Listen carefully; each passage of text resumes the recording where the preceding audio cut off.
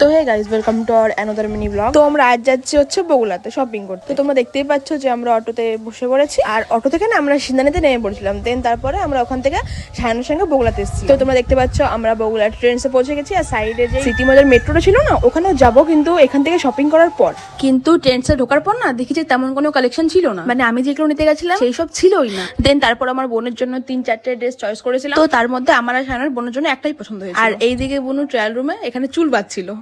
ভাগ্যিস আমি চিরুনিটা নিয়ে গেছিলাম।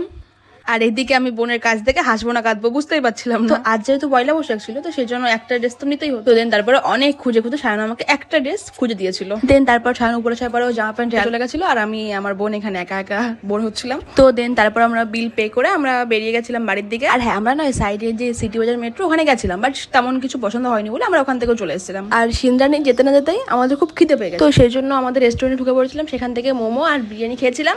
তো আজকের ব্লগটা এইটুকুই, দেখা হবে নেক্সট কোন ব্লগে।